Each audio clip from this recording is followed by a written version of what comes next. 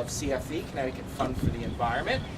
Real stalwart in protecting Long Island Sound. And Curt, why don't you get us going? Well, thank you. Thank you, Mayor.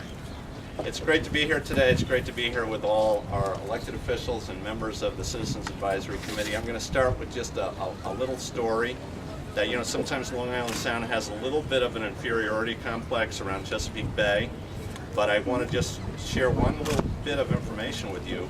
3 days ago, the largest striped bass ever caught in the world was caught here in Long Island Sound, about 15 miles this way.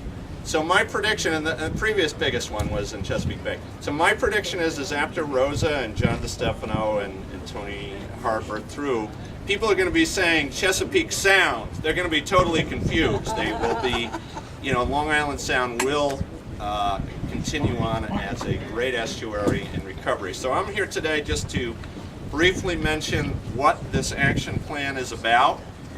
Marty Looney just joining us. Great to have you here. The action plan was first of all put together by 19 groups from Long Island, 19 groups from Connecticut, business groups, municipal groups, environmental groups. Several members are here today. Leah from Save the Sound, Sandy Breslin, raise your hand, Sandy, from Audubon, Connecticut. Lou is here, Lou Birch from CCE.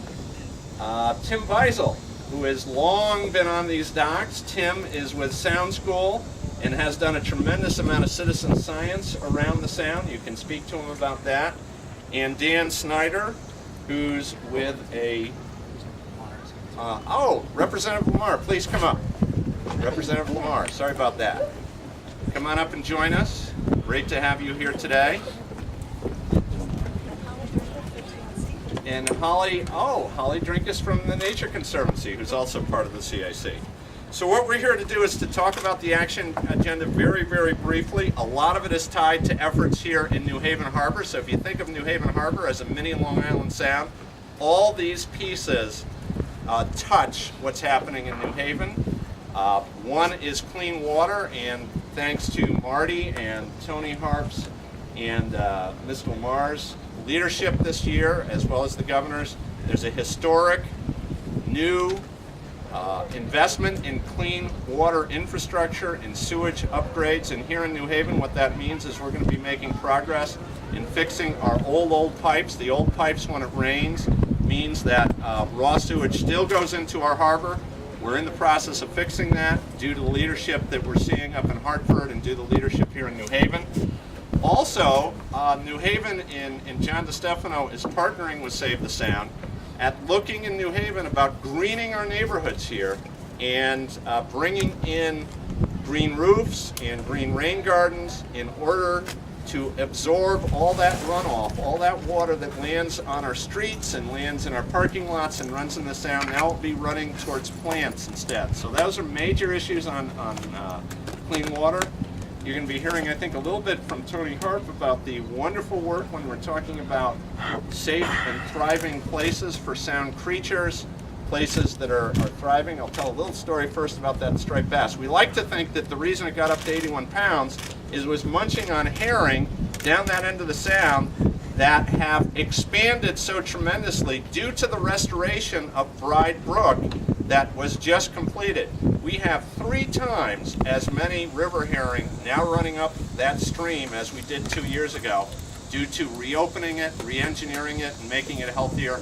It created a bunch of excellent jobs and also allowed that striped bass to fatten up. So there's all kinds of projects like that, including here on the West River where we're opening up tide gates for the first time in about 100 years, allowing access for fish and restoring 60 acres of wetlands up there.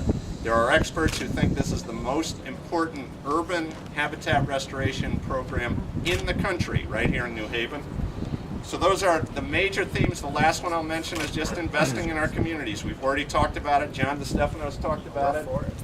The investment here on this waterfront and this kind of educational activity in our marinas, making sure we have sustainable dredging out here in the harbor so we can keep that going. These are all part of it. We thank our leaders for investing and leading the charge to invest in clean water and a healthy sound, and that's what this is all about. So thank you so much.